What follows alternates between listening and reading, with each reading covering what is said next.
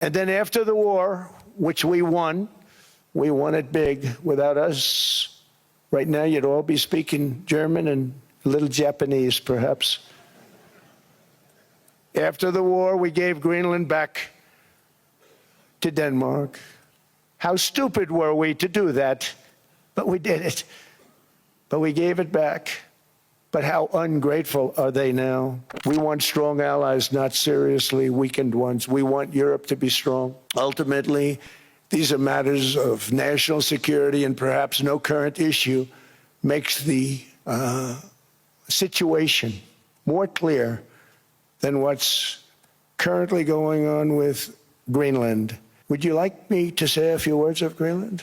I was going to leave it out of the speech, but I think I would have been reviewed very negatively. I have tremendous respect for both the people of Greenland and the people of Denmark, tremendous respect. But every NATO ally has an obligation to be able to defend their own territory. And the fact is, no nation or group of nations is in any position to be able to secure Greenland other than the United States.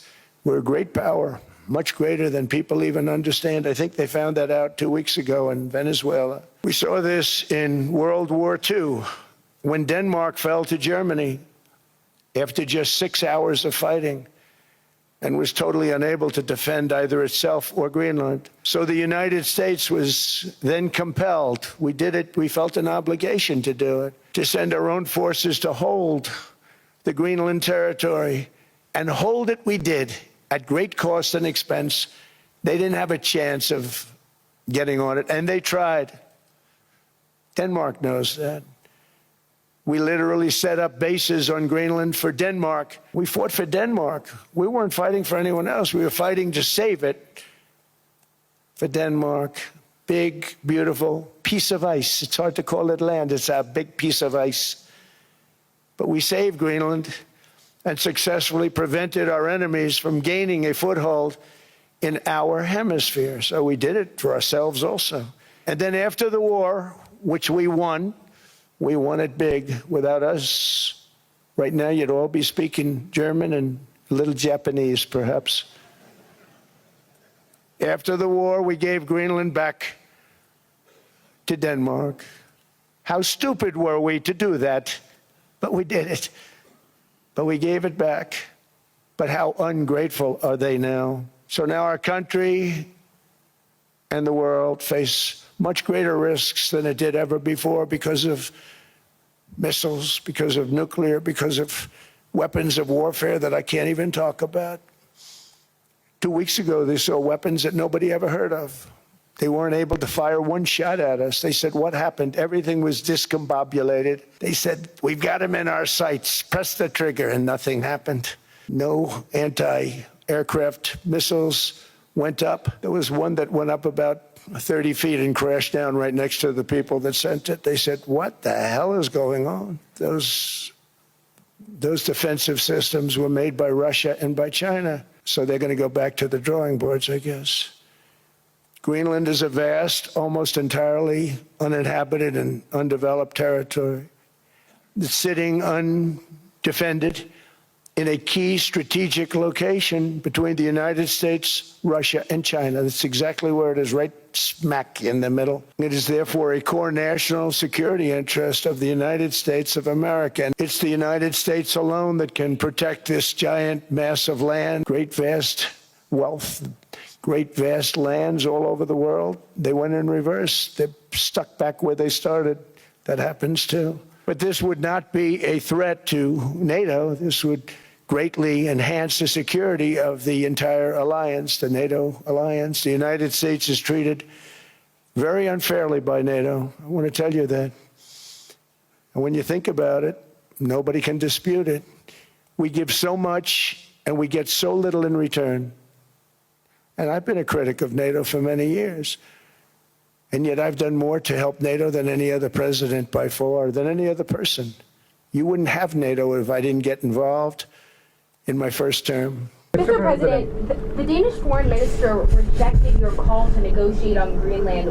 What will those... I didn't call him. No, sorry.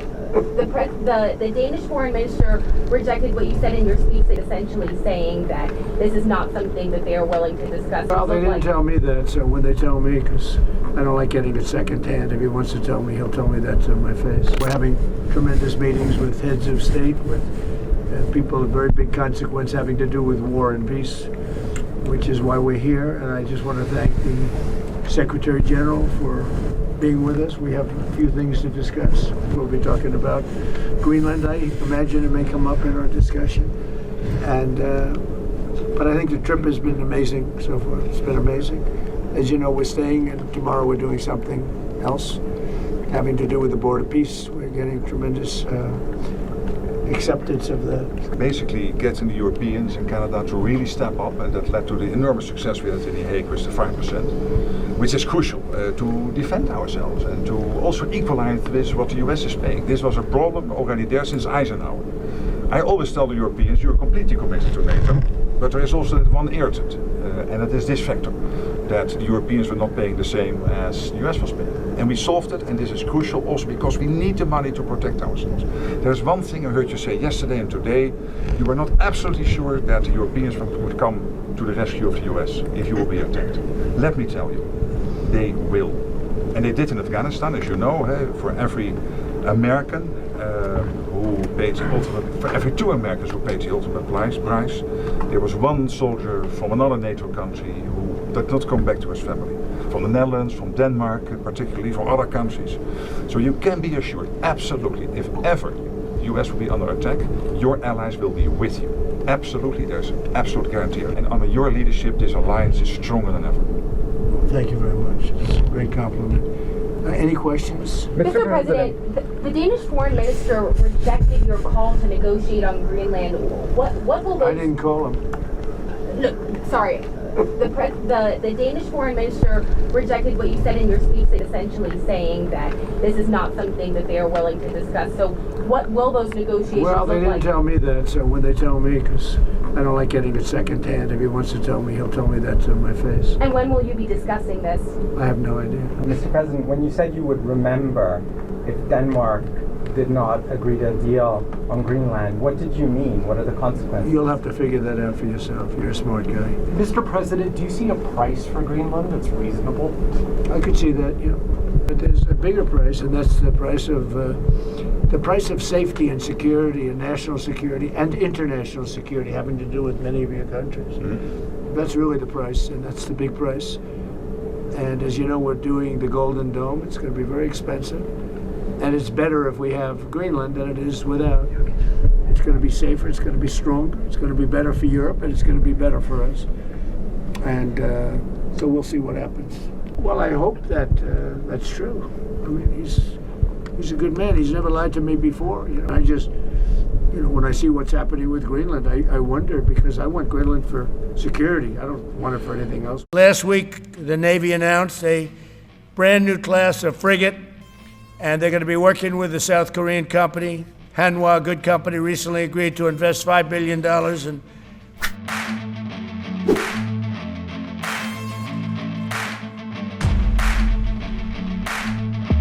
shipyard. We're opening up the Philadelphia shipyard, once a great yard.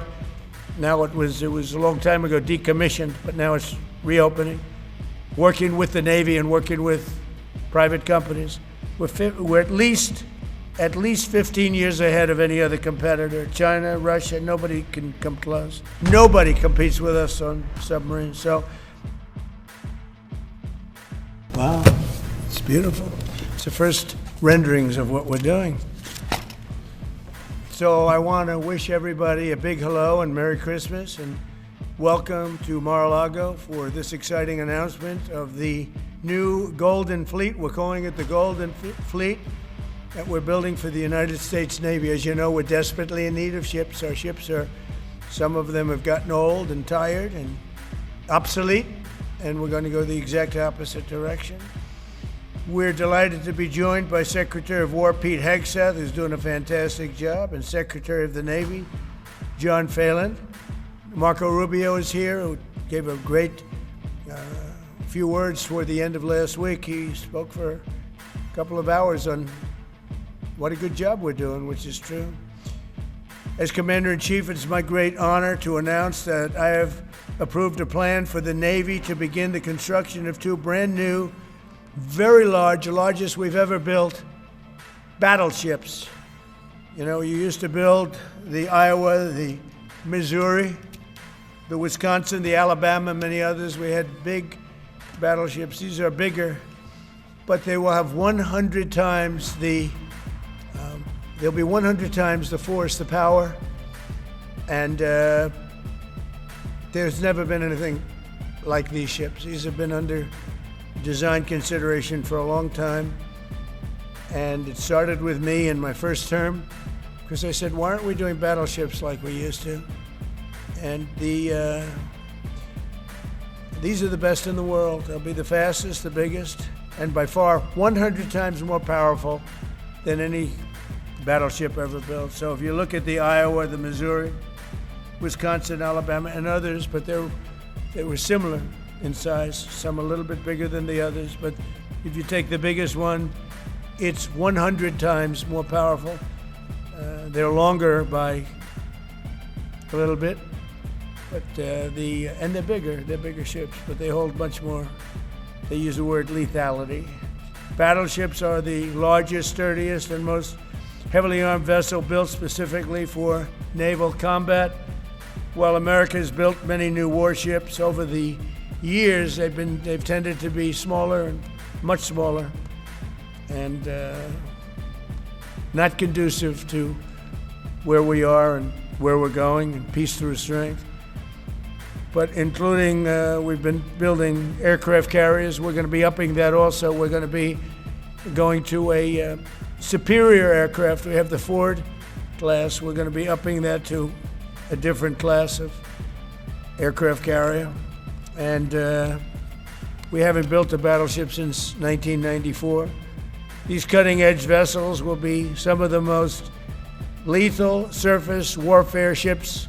They will be actually the most ever built other than our submarines. We have submarines which will have, in many ways, even more lethality, and we have many of them under construction. Each one of these will be the largest battleship in the history of our country, the largest battleship in the history of the world ever built. And again, it's 100 times more powerful than the previous Iowa class. We envision that these ships will be the first of a whole new class of battleships to be produced in the years to come. From Theodore Roosevelt, the Great White Fleet, you remember that, the Great White Fleet, to the legendary USS Missouri, whose massive guns helped win World War II.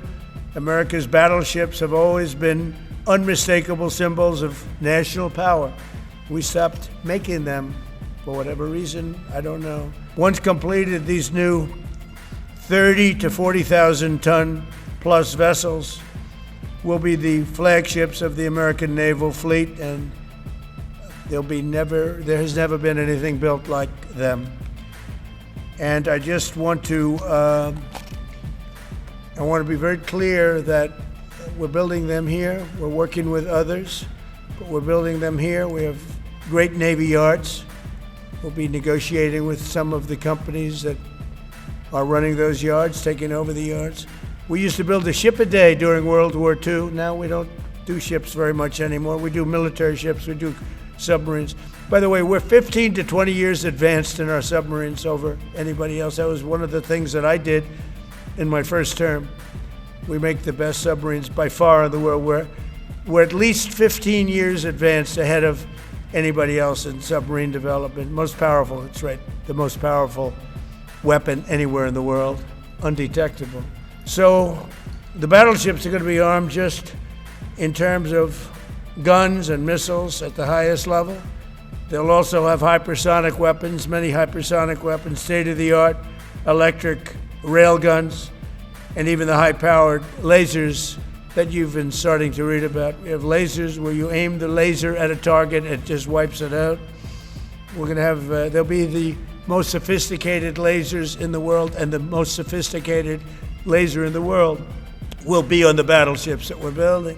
We have many countries, allies, that are wanting to buy. We make the greatest equipment in the world, by far. Nobody's even close, but they don't produce them fast enough. So we're going to be meeting with them to talk about the production schedules. We're going to have strong production schedules. And the only way they're going to be able to do that is to build new plants. Even with the F-35, we have many people want the F-35 fighter jet, and it takes too long to deliver them to allies or to ourselves. It takes too long. The only way they're going to be able to deliver them is if they build new plants. They don't want to build new plants because that's expensive. So we're going to be discussing production schedules. We're going to be discussing CapEx spending, the pay to executives where they're making $45 and $50 million a year and not being able to build quickly. They're going to make that kind of money. They have to build quickly. Again, we make the best equipment in the world, but they don't make them fast enough. Last week, the Navy announced a brand new class of frigate, and they're going to be working with the South Korean company. Hanwha, a good company, recently agreed to invest $5 billion in Philadelphia Naval Shipyard. We're opening up the Philadelphia Shipyard, once a great yard.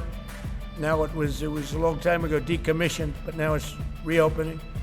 Working with the Navy and working with private companies. The record-setting defense bill I signed last week authorized $26 billion to build new ships, including destroyers and various others. We already have a lot of submarines, as you know, under construction. We're building a lot of submarines. I tell you, to be exact, we have right now 15 submarines under construction or ready to start. And we have, again, the greatest submarine in the world with our technology, like they talk about chips. Well, I would say submarines are a bigger deal than chips. We're at least 15 years ahead of any other competitor. China, Russia, nobody can come close. We're also building right now 3 large aircraft carriers in addition to the ones we have. And we have, actually, interestingly, we have a lot of submarines. How many submarines do we have now altogether? Approximately. We have over 30. But these are the super duper subs, and there's nothing like them. So we're going to be doing from 12 to 15 brand new submarines. We have a couple of other things going on. We'll be building other elements of Navy. We'll be fixing up headquarters. We'll be fixing up places for our great sailors to live. And we're going to be working very hard with companies, but we're also going to be penalizing companies that aren't doing a good job. Nobody competes with us on submarines. So